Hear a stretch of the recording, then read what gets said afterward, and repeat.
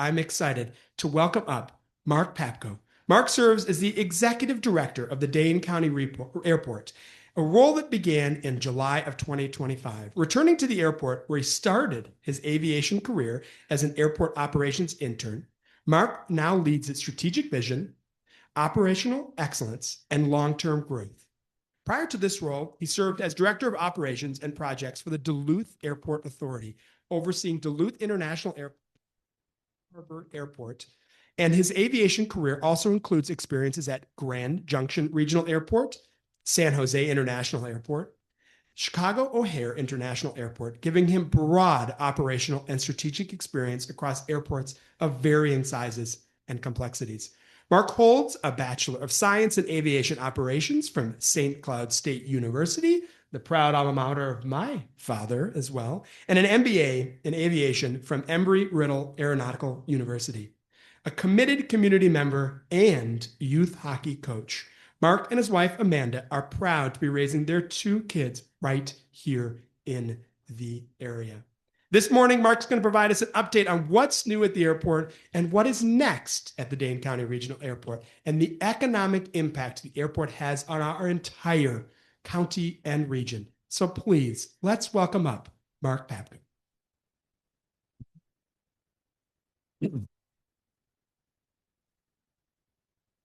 Thank you. All right, good morning, everybody. I'm a pacer, so I'm going to walk and talk at the same time. Thank you, Jason. I couldn't be more proud to be here. And as a commission chair, an airport commission chair, is really astonishing. After a 15-year break in the Madison area, coming back, if you ever get the opportunity to walk downtown with Jason, I strongly encourage you to do it. It'll take about 3 hours, but you'll have 46 new best friends. So thank you, Jason. Person up here, but I do have a team of 100. This table in front of me, if you guys could stand up, they really are the reason for a lot of the success. I'm super happy because about 6 months ago, this would have been half the table. So led by our fearless leader, County Executive Melissa Agard. I won't go through the list of names, but if you spam any of them with sales pitches, it's lastname.firstname@msnairport.com. So feel free to take a picture of that and let your heart's desire. So as I sit here and work with Jason on what is it that the crowd wants to hear, from my understanding, it's been a little bit of time since the airport's been in front of this group. So at the risk of being mildly insulting to 300 very intelligent people, it's a question: what is an airport? Have a trusted advisor group at home. My two lovely and my lovely wife. I sit down at the dinner table and I ask them, "What is an airport?" I think Dad does. Here's some of the responses that we got. So as I turned to my 7-year-old daughter, I asked her. I said, "What is an airport? What is it that you think Dad does?" Driving around and stuff. We'll have to work on the laws of physics and how airplanes work with her, and I'm going to disappoint her one day when she finds out I don't do that. I turned to my 9-year-old son, thinking, okay, we're 0 for 1, maybe can bat at 50% here. Why are you going to ask me this question? You want my answer, right? Wrong. He's obviously been at the tail end of a couple of my dad jokes before, so he's skeptical and being. So thinking my wife, Amanda, who for context in her answer was a respiratory therapist before we moved back to the Madison area, worked in a very busy hospital setting. So when I asked her, I said, what is it you think that I do? What is an airport? Her answer: sit in a peaceful office and work hard. I took a little bit of insult to that, honestly, but here we are. So my family was pretty useless in answering any of these questions. So I moved to my next trusted advisor and what is an airport? An airport is a transportation facility designed to support aircraft for the movement of passengers, cargo, military, and general aviation activity. Not bad. Remember this definition. It'll come back to benefit in a little bit. So let's start at the beginning. 1930, Hopefully none of you remember this photo. If you do, maybe start looking towards retirement and enjoying what's next for you all. But this is the future location of Madison Dane County Regional Airport. And as we move through a pretty quick timeline of what we did here, I had to go back through the relics of photos. This is 1936 from the understanding. The first runway constructions. Two things strike me about this photo. Allegedly, doing research, Madison and Dane County Regional Airport was one of the first airports in the area. This photo was clearly taken from an airplane. Where did they take off from? So that's number one. Number two, they didn't understand how wind and prevailing winds work and which way the wind comes from here in the Madison area. So they just decided to build a runway in every direction in case they need it. So, but give them credit for it.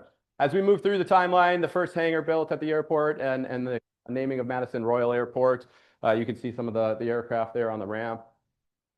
Through its transition into Truex Field and the military assets that dominated the early creation of the airport. Moving on to the first passenger experience, and a lot of first passenger experiences were through the Air Mail Act and where aircraft transported mail back and forth. So our first transportation and the first terminal. So I don't know if Myron built that one, but it's a little outdated now. Transition through the jet era and the arrival of jet and modern aviation as we know it. I don't know when this photo was taken, but our air traffic control tower is in the background. That still stands today. So if I had to guess, in the 60s or 70s timeframe. So what it is you see today. So this is an airfield diagram. We have added some pavement since then, but that's modernly what you see here today. Not only has the infrastructure changed, but the equipment that we utilize to maintain and operate our airfield has changed too. This was the fleet of equipment that used to operate and maintain the airport. It's changed a little bit. So this is a picture of inside our new maintenance and snow removal equipment building. For perspective, that plow that you see there is it's called a 3-in-1 combination. The plow on the front of it is about 30 feet wide. It has a broom in the middle and then a blower in the back, operated by one individual. It's about 110 feet in length. So we're not using those on any city streets, but we're excited to have that new facility and excited to have the equipment associated with it. Not only has the infrastructure changed, the equipment, but also the amenities and the expectations of our customers. So inside our lovely new South Terminal expansion into what you see today on the land side of things. So all this is great. It's lovely pictures. I'm a little bit of a numbers guy, so let's quantify some things for you guys. The Dane County Regional Airport and its staff own and maintain 3,500 acres of land, 430,000 square foot terminal, over 40 different buildings and hangars on the airfield and the various structures that we need to maintain, equating about 2.3 million occupied square feet of space that we lease and maintain through our various different buildings. You could call us one of Madison's biggest slumlords, and that wouldn't be appropriate. But I will say a 4.5-star Google review slumlord. So if you look it up online, we do a good job in that regard. But all those things are ancillary to what we actually do and what we actually maintain and why the individuals are there. When we look at our current airfield diagram, we have 8.3 million square feet of pavement. That's a lot of pavement. But if you're like me, that doesn't really mean anything to me. So I'll put it into numbers that you are frame of reference that you guys understand today. You guys probably saw this on your way up. This is East Washington Avenue. 8.3 million square feet of pavement is the equivalent of 21 miles of East Washington Avenue. For perspective, I'll take you from the Capitol about Sun Prairie. It's not one lane of East Washington Avenue, it's the full thing. And that's what our staff of 100 individuals obviously have varying different levels of responsibility, look to maintain and operate in a very safe and efficient manner. I'm jealous of the city of Madison folks because if they have an issue, they just put one of those orange things up and folks drive around the pothole or close a lane and they can do maintenance. It'll be open in a couple of weeks. Hopefully, in your travels at Madison, you've never seen an orange cone on the runway that the airplanes weaving in and out. But the level of maintenance that we have to operate and keep the standard to is a level that is unrelatable to that of the road network that you see today. So put it in reference, we have to maintain that 21 miles of pavement in such a condition that it won't affect any aircraft operations. To put it into very technical terms, we can't have anything greater than 5 inches, 3 inches in depth, or greater than a 45-degree angle, or that piece of pavement is closed. So if there's any deviation greater than that, the pavement's closed, runway's closed, taxiway's closed until we get that repaired. Kudos to Chad, Bill, and the rest of the team that keep that airport running and safe. They're the individuals that you hope to never see on the news because they're doing their job, then that's the effectiveness of what we need to do. Not only that, but also the maintenance of it. Because we have aircraft, we can't use salt. We can't use metal edges on any of our plows because they'll rip out the pavement lighting. Salt is corrosive to aircraft, so we're able to maintain that with what I'll call a lesser equal of maintenance equipment that we have to do it in. So a little bit of hope and respect to what we're doing.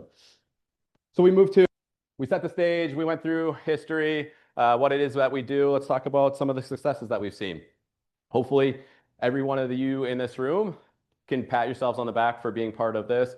So in 2025, we set a new passenger record of nearly 2.5 million passengers in and out of our facilities, a statistic that we couldn't be more proud of. So I would like to thank all of you guys for utilizing our facility and making sure that we can continue to grow and operate at Dane County Regional Airport.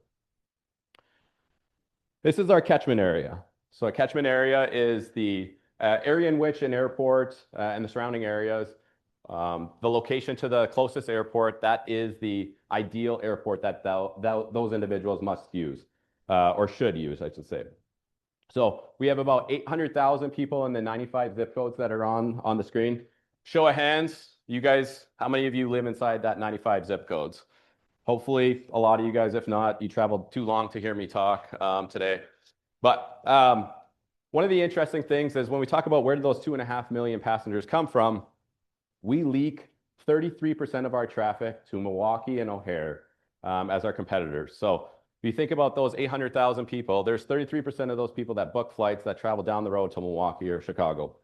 So one of the interesting things, and I'm showing you all the cards that we have here, we have access to airline booking data, and that booking data shows us a litany of information. It shows us the people, the places that they fly, the routes that they fly, where they booked it from, and the airport that they booked it out of. And we have access to all that information on an individual level basis to understand and build our platforms as far as routes that we're going through. So I'll spend the next 15 minutes comparing the list of people that flew out of Milwaukee or O'Hare, and we can talk through that. Jason Ilstrup, family of 3. O'Hare, really? So, yeah. You owe me $4.50, by the way. Where do we fly? This is our current route map. This is the current 19 destinations that we have. Since we've talked to you, we've added a few different dots on the map, and a couple of them I couldn't be more excited about. Madison direct to Boston. This has been a long time coming. A lot of the folks in this room have been asking for that connection. Not only the biomedical field, the education, the connection to Boston is very direct, and the airlines finally saw it and really answered the call. This is kind of a funny story, how this came about. We originally talked to Delta. Delta had said, Boston is a medium to long-term opportunity for us. Keep in mind, airlines don't have aircraft just sitting there, right? Because if an aircraft's sitting there, it's not making money. So the minute an aircraft comes off the line, it's immediately put in the network and it's constantly running. So we met with Delta sometime in October, November timeframe. Medium to long term, great, understandable, we get it. We go down to American Airlines headquarters, and we start going through our 17 slides of why they should fly Boston, and they stop us and they go, okay, you guys got Boston. That never happened. So we're jumping up in joy. Our airport cheerleader, Jason, was there, and he was out of his chair. So we were super excited about it.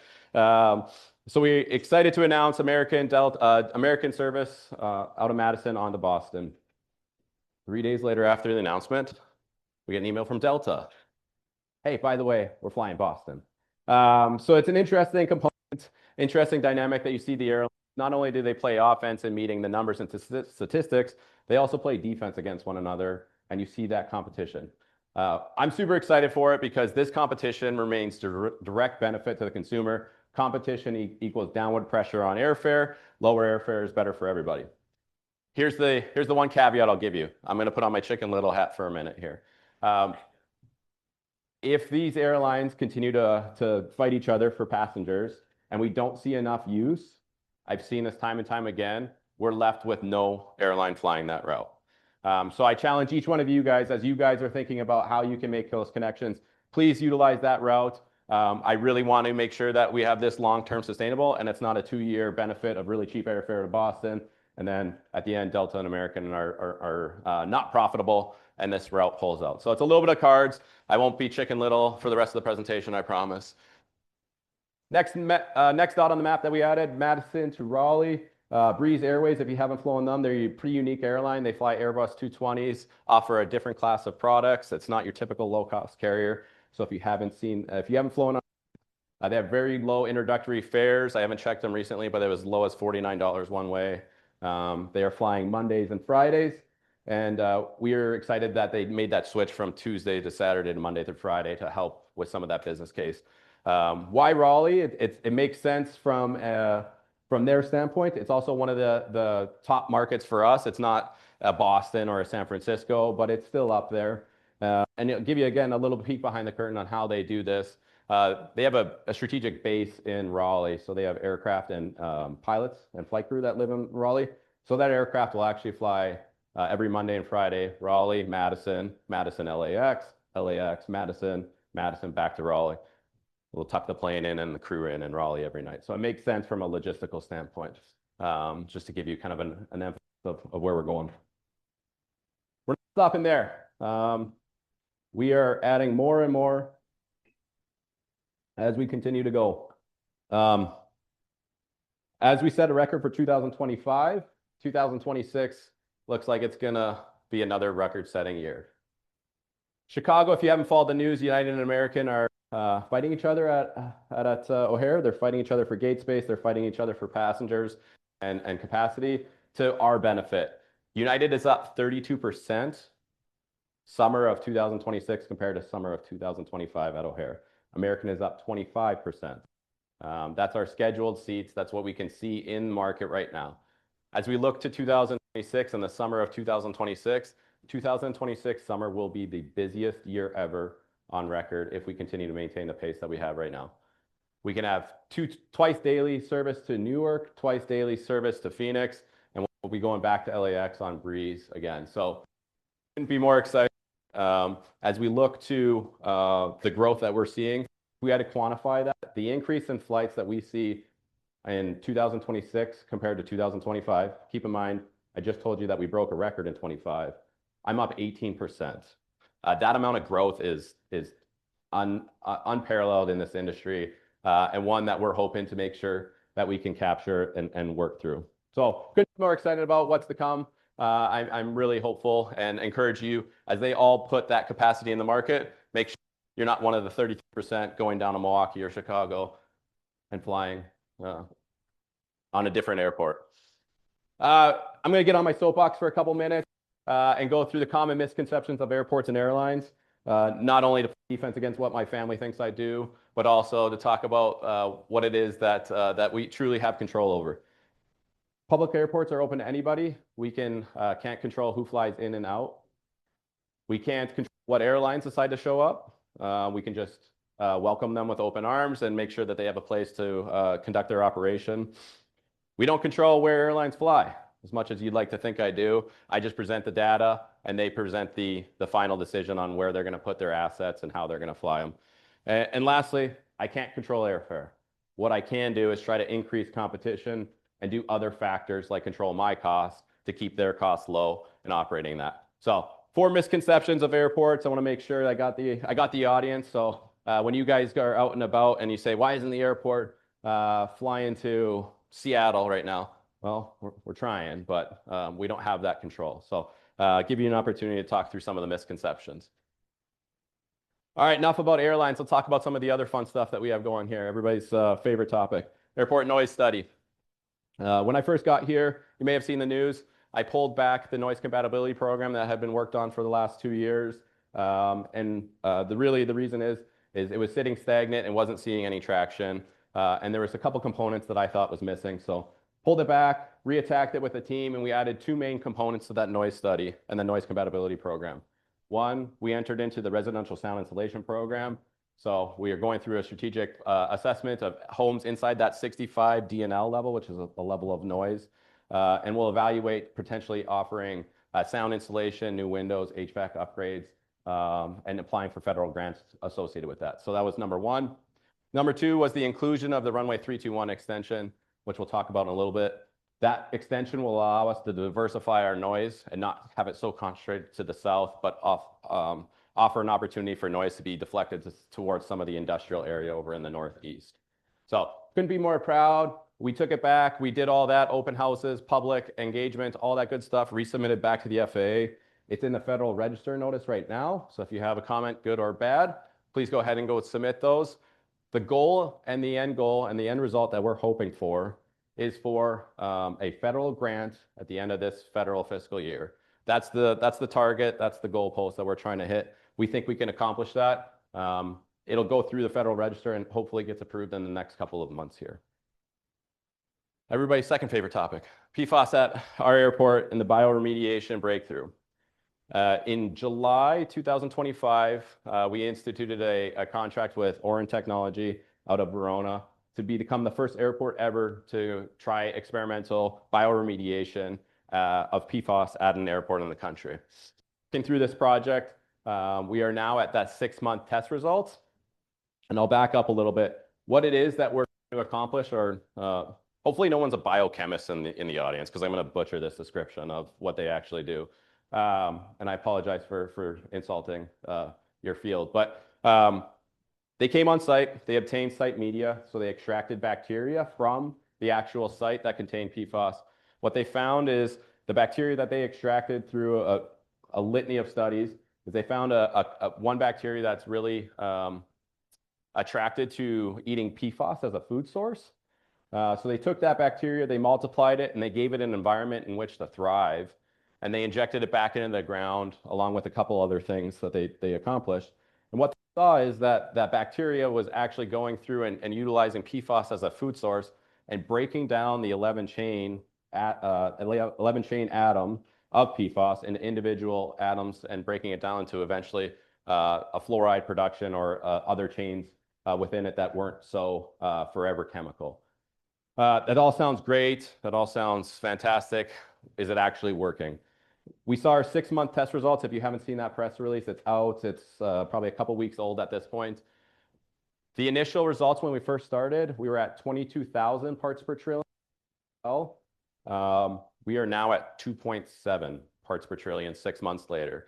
So the bacteria is doing its jobs. I joke it's the ninja fighting bacteria that goes in there. I couldn't be more proud. 99.98% reduction in PFAS in our contained site. We're 6 months in. What's next? We're going to take that 6-month results. We have another 6 months to go through to make sure what we're seeing is correct. But what we're seeing so far is extremely encouraging. We're looking at what can we do next to take that and implement it in a broader scale.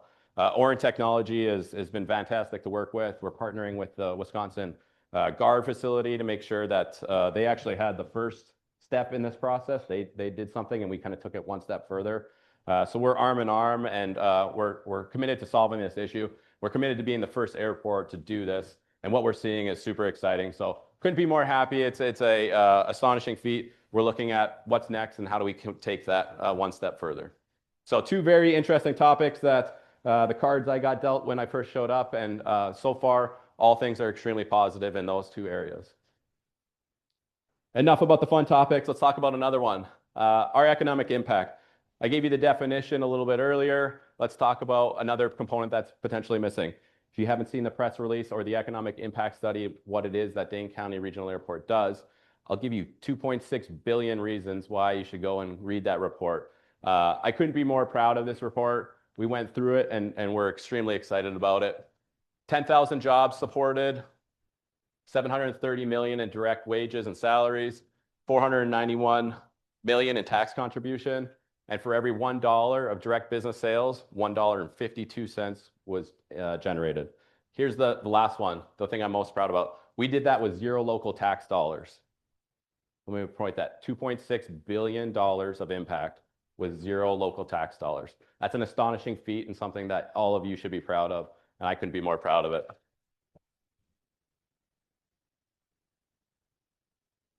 Hopefully you see the airport as more than just a people mover. We are an economic driver. A mile of highway will get you exactly 1 mile. A mile of runway can get you anywhere. Pretty cheesy, but that's what it is. I'm going to go through the next couple slides a little bit quick. Foreign trade zone, if you're in the manufacturing industry, look up what a foreign trade zone can do to you, do for you and your business, especially in a world where there's a lot of uncertainty around tariffs. Come find us. I won't spend a ton of time on it. So what's next? We got a lot of things next. I put this picture in there for you, Jason. You're welcome. The airport master plan. The last master plan that we did at the airport was probably the same time that photo was taken, 1993. We're excited to go through a strategic planning assessment of figuring out who it is that we want to be when we grow up and really identifying the 20-year capital investment that will happen at this airport in the next 20 years. So it'll be a very involved process. More to come on that. We'll spend the next 2 years going through that process, something that's been long overdue, and we're excited to start tackling the project. Going international, something that has been very much in the news, a priority of our county executive, Melissa Agard. What I'll share with you is how we go international. There's a lot of different ways to answer that question, where we put the facilities, what they look like, the type of facilities. All that conceptual planning and effort will go as part of the master plan as we vet where it is, where we're going to put, and how it is that we'll answer that question. So more to come on that. It's a process that will take some time to go through. We can't just turn a leaf over the next day and become an international airport. And I will say at the end of the day, remember those common misconceptions that I talked about from the airlines? I have to make sure that I get an airline to fly an international route. Otherwise, we're just an international airport with no flights. So more to come on that. And I'm excited to go through the master planning process and figure out how it is that we're going to become an international airport. What's changing? A lot. A lot is changing. Here's a quick list of all the different projects that we have going on and will be addressed as part of the airport master plan. We talked about the parking garage and how sometimes it's can get creative on how you find spaces in there. We're building a new parking garage, Highway 51 realignment, runway 21 extension. I'll talk about in a little bit more detail in a second. Our full depth, the first time we'll be doing a full depth reconstruction of our main runway. We're going to do some ramp rehabilitation. We need to build a new air traffic control tower. Our one is the 1960s era, end of its useful life.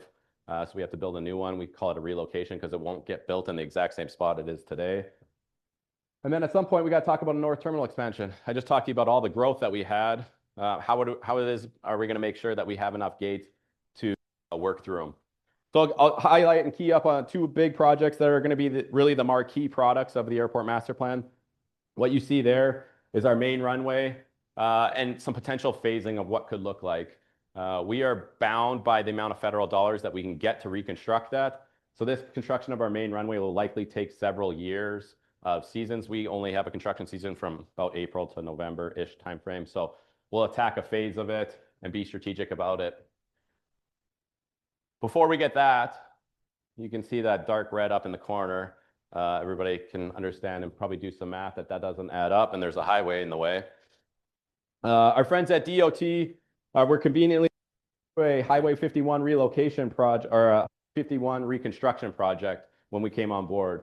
As we went through the noise compatibility program and identified a potential opportunity for solution, one of the things that we came out with was a 321 extension would benefit this community for largely the diversification of noise impact to our community.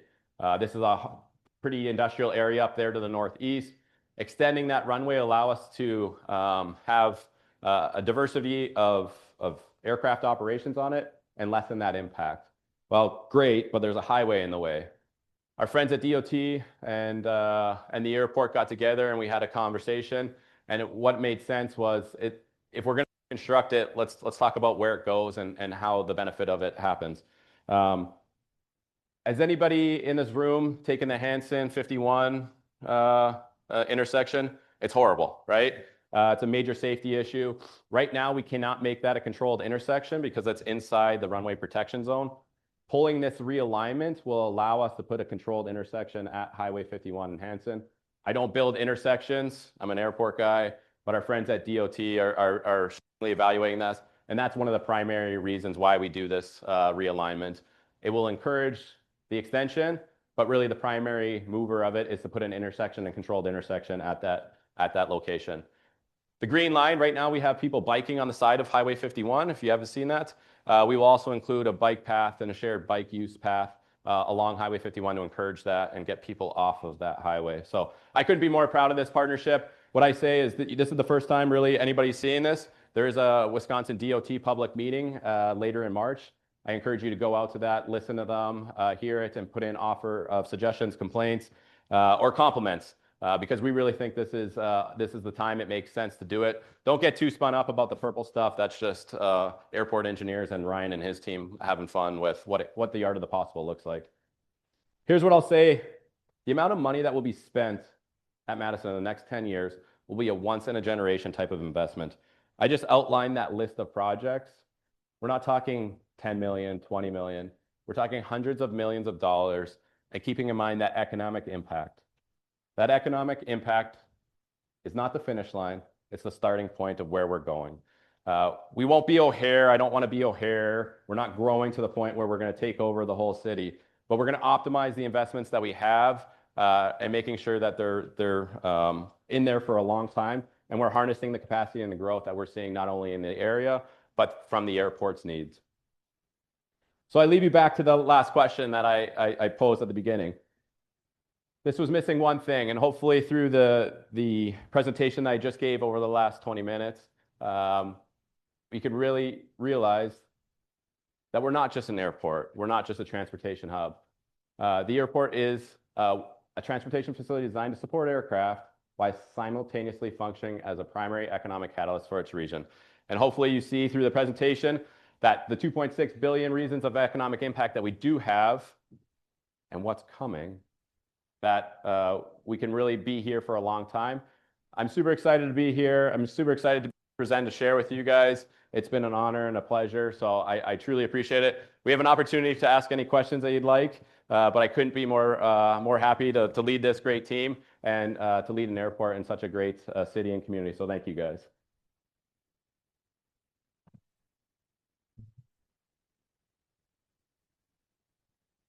Thank you very much, Mark. We're at time, so I think you're going to be able to stay around to answer any questions at the front if that works out for you. So thank you, Mark. I want to say a huge... He's not trying to dodge questions, we promise, but we'll be here to answer any questions. I want to say a big thank you to the airport and the team. Know that there are many partners in this community working hard on the airport. We are one of them, the Greater Madison Chamber of Commerce, Destination Madison, Epic, UW. It's a large team making this airport the best place it can be. So Mark, thank you very much for all of your support. And lastly, one quick story, since I've got you for 1 second. You talk about not having a pothole on a runway. I was once living in West Africa. I was flying from Ouagadougou to Niamey on Air Burkina Faso.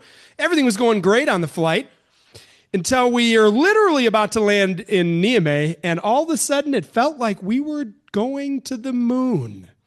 Pulled that throttle right back up and went straight back up, and I went, what happened? There was a goat on the runway. We do not have those problems here at the airport. So thank you, Mark, for that minimum level of service. Thank you all very much for joining us. We really appreciate all of your support. We want to say a big thank you to our good friends at Carlson, Black O'Callahan, Battenberg, Ho Chunk Gaming, Madison, JP Cullen, Lake Ridge Bank, Urban Land Interest, UMB, TDS, Myron. Thank you very much, Jack. Love Madison Volleyball. Go check them out. And the Edgewater Hotel. Hopefully we'll see you at a DMI event coming up soon. Thank you for all your support of downtown and our organization. Have a wonderful weekend.